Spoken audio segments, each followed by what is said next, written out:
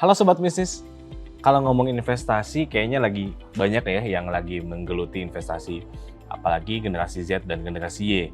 Nah, kalau saya baca ya di bisnis.com, jumlah investor baru di pasar modal ternyata mengalami peningkatan selama pandemi COVID-19.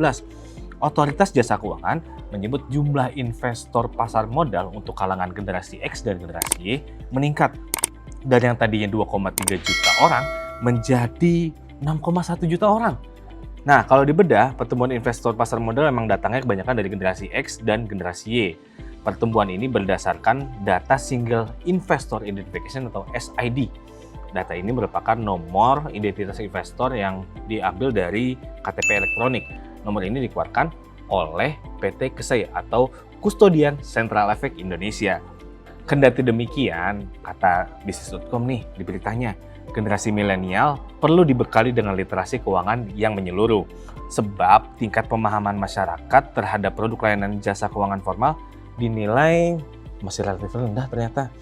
Survei dari SNLIK atau Survei Nasional Literasi dan Inklusi Keuangan yang dilakukan juga bersama OJK pada 2019 mencatat indeks literasi keuangan kita hanya mencapai 38,03%. Dan indeks inklusi keuangan 76,19%. Angka ini bisa dibilang sih agak rendah ya, karena target dari pemerintah lebih tinggi dari itu. Lalu bagaimana literasi keuangan di generasi milenial atau generasi Z dan generasi Y di akhir? Nah, bagaimana juga mereka mengelola keuangan agar bisa digunakan untuk investasi? Inilah panduan investasi.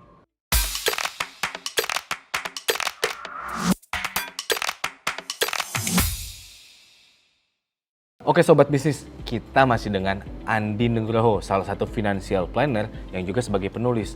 Kalau kemarin kita ngebicarain properti, kini kita ngebicarain soal bagaimana mengelola uang untuk investasi. Halo Mas Andi. Halo Mas Olga. Nah Mas Andi, kalau investasi untuk generasi milenial nih pantasnya investasi apa sih? Karena kan kalau dulu orang zaman dulu ya kenalnya investasinya nabung di bank atau di deposito atau yang konvensional kayak tanah dan emas. Nah kalau sekarang apa nih? Apakah saham, kripto atau yang lain itu cocok buat generasi milenial? Kalau untuk teman-teman milenial sih ya gitu ya, artinya apakah mereka cocoknya untuk yang mana nih? Untuk boosting pemasukan ini tadi, boosting penghasilan ini tadi gitu. Apakah kripto, saham seperti itu cocok atau tidak? Sebenarnya cocok atau tidak tergantung dari karakter risiko kita, ya. Ya. Karena kan karakter risiko manusia itu ada 3 ya, ada yang konservatif, ada yang moderat, ada yang memang agresif. Buat orang-orang yang mungkin bertipikal agresif, mereka tidak masalah masuk ke pasar saham ataupun ke pasar kripto gitu. Iya, kripto dan saham. Cuma buat orang-orang yang mungkin bertipikal konservatif, yang ada gak enak makan, gak naik tidur itu misalnya mereka masuk ke situ gitu ya. Dan menurut saya sebenarnya apakah kemudian ketika saya invest di kripto, di saham seperti itu, apakah cocok untuk boosting penghasilan saya? Iya, cocok. Ya. Tapi kembali lagi, kita keinginannya, potensi kita gitu ya, itu di mana? Karena buat beberapa orang memahami kenapa sih pasar kripto atau pasar saham itu begitu naik turunnya itu tajam banget tiap hari. Cara baca chartnya itu seperti apa gitu kan? Cara memahami saham yang bagus untuk di trading seperti apa? Kadang buat beberapa orang itu bikin pusing. Ya, nah kalau memang udah seperti itu gitu ya, dan saya nggak paham gitu ya, ini bagaimana caranya saya memilih emiten yang bagus atau kripto yang bagus yang untuk di trading, mereka bisa cari alternatif yang lain. Ya, alternatif yang lainnya seperti apa? Paling sederhana kita bisa melakukan jual beli, kan? Melakukan jual beli suatu barang. Ya, seperti contoh saat ini, bahkan mungkin kalau yang sederhana gitu kan, misalnya Mas Olga produksi keripik pisang misalnya gitu kan, terus saya bilang Mas Olga mau nggak saya bantuin jualin keripik pisangnya, nanti saya dapat komisi 10% dari penjualan. Oh boleh Mas Andi gitu kan. Oh ya udah, saya jadi resellernya keripik pisangnya Mas Olga, paling sederhana seperti itu. ya kan? Atau mungkin ada juga teman-teman yang melakukan penjualan pakaian.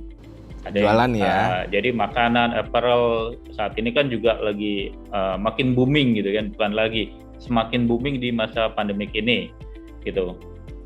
Wah, saya nggak suka melakukan penjualan jual beli barang-barang seperti itu, tapi saya suka ngobrol dengan orang banyak, kumpul dengan orang banyak. Nah, itulah kenapa banyak orang juga yang suka dengan penjualan dengan cara jaringan, multi level marketing misalnya, ya kan? Ada yang suka seperti itu juga.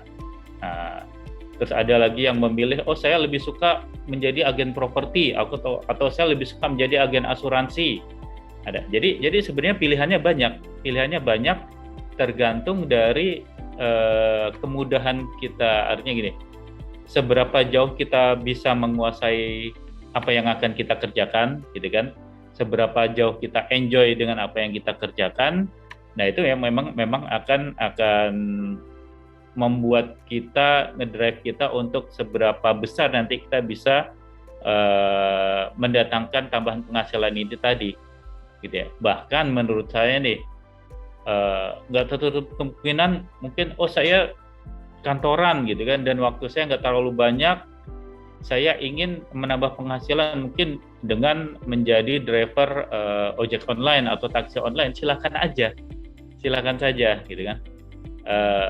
Menurut saya itu tetap menjadi suatu bisa menjadi tambahan penghasilan yang cukup berharga juga untuk kita, untuk kebutuhan sehari-hari, ataupun untuk agar kita bisa menambah tabungan kita dengan lebih cepat juga, seperti itu. Jadi ada banyak cara yang bisa dilakukan. Kalau ditanya mana yang paling cocok, mana yang paling baik, kembali kepada apa yang bisa kita lakukan, gitu ya. Apa yang bisa kita lakukan, seberapa jauh kita bisa enjoy dengan pekerjaan ataupun aktivitas yang kita lakukan itu tadi, sesuaikan dengan kebutuhan dan kemampuan masing-masing tentunya. Nah, kalau strategi kita nih sebagai generasi milenial yang baru masuk bekerja ya, fresh graduate lah, mereka baru lulus langsung masuk kerja. Gimana mereka harus mengelola keuangan mereka untuk disisihkan ke investasi? Nah, itu gimana caranya? Kalau menurut saya, apalagi buat teman-teman yang baru mulai dapat penghasilan gitu ya, dan mulai belajar untuk menabung, berinvestasi, apa yang harus dilakukan? Kalau buat saya yang penting adalah jadikan itu sebagai habit dulu. Ya, jadi kalau misalnya tanya berapa banyak saya harus nabung, gitu kan? Atau berinvestasi, saya selalu bilang 10-20%. Ya. Taruhlah 4 juta atau 6 juta ya. 10-20% dari penghasilan kita. Berapapun penghasilan kita. Atau bahkan mungkin buat teman-teman yang baru yang mendapatkan gaji gitu kan. Terus ada misalnya teman-teman yang saya kerjanya freelancer. Saya fotografer nih gitu kan. Ataupun saya seorang desainer yang by order seperti itu. Nggak apa-apa gitu ya. Tetap saja 10-20%, 10% lah. Oke, 10%, 20%.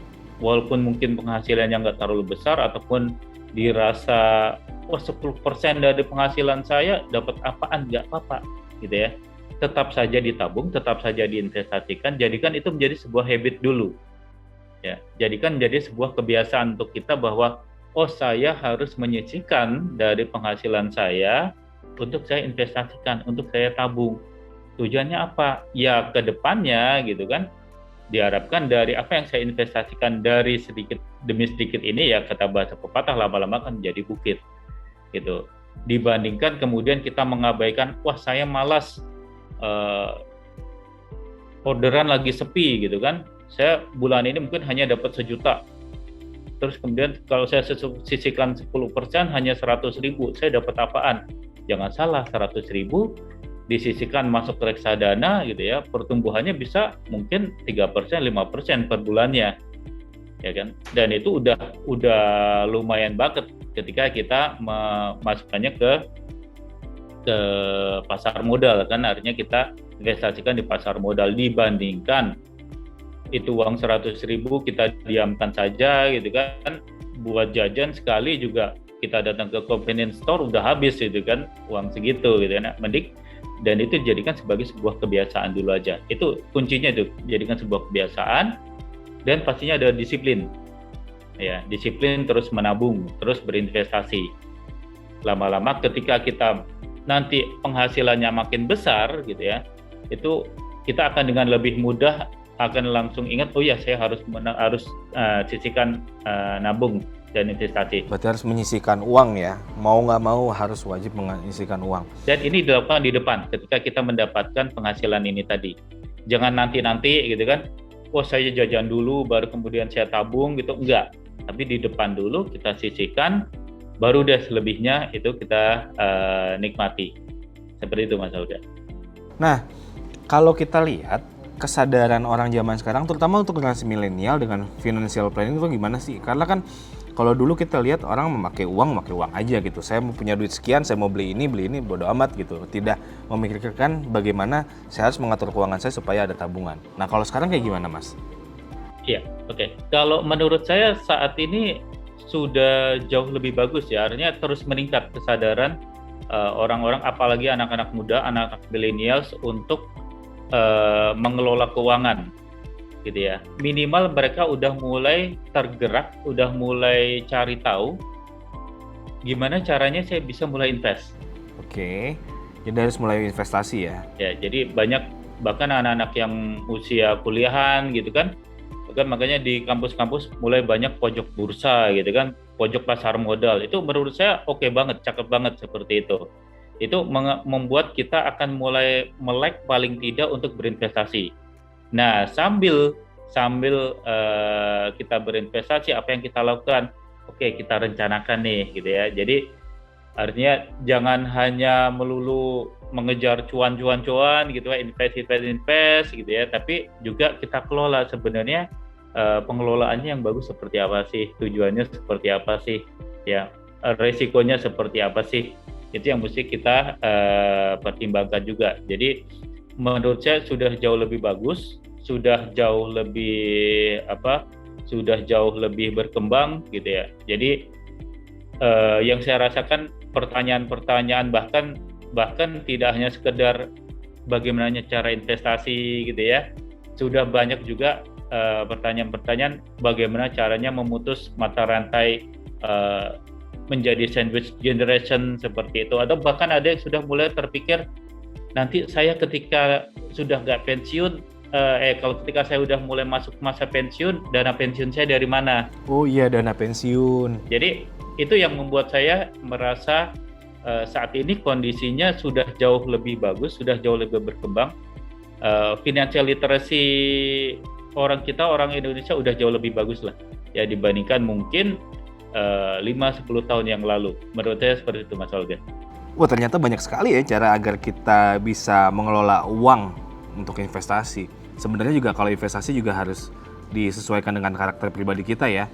Oke Mas Andi, terima kasih banyak nih diskusi dan sarannya. Oke, makasih Mas Olga. Ini bisa jadi bermanfaat banget untuk sobat bisnis yang mau berinvestasi, terutama generasi milenial dan first jobber ya. Itu tadi perbincangan kita dengan Andi Nugroho. Dan ternyata banyak juga ya caranya. Ada bisa mengurangi pengeluaran dengan tidak konsumtif, belanja online, mungkin makan-makan yang nggak perlu gitu ya, yang ke hype atau ganti-ganti HP gitu, itu nggak perlu dan kita bisa kurangin supaya kita bisa investasi dan juga mungkin nambah pekerjaan seperti part time atau lembur. Mungkin itu bisa jadi pilihan juga bagi sobat bisnis ya. Nah, sobat bisnis, pantengin terus program ini dan ingat juga ya, apa yang kita bahas di sini bukan menjadi patokan bagi sobat bisnis untuk berinvestasi.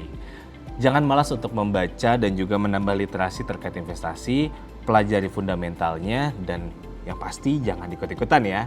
Keputusan investasi ada di tangan sobat bisnis dan perbanyak literasi. Selamat berinvestasi. Penyebutan emiten dalam konten ini tidak dimaksudkan untuk mempengaruhi pilihan Anda dalam berinvestasi. Tetap perbanyak referensi, pelajari fundamentalnya, dan selamat berinvestasi.